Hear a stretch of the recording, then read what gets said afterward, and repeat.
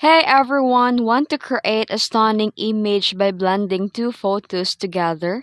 With Meta AI, you can merge them seamlessly. Let's get started. First, open the Meta AI and launch a Meta AI app on your device.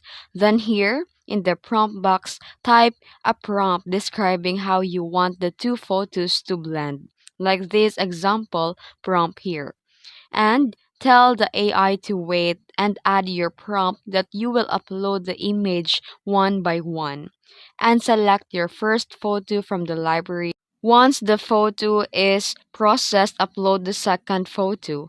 Then Meta Edits will combine the images according to your instruction, and you can prompt, edit, or regenerate. And once you're happy with the result, save it and share it directly. And that's how you can blend two photos into one using Meta Edits AI. If you found this video helpful, don't forget to like and subscribe for more tutorials. Thanks for watching.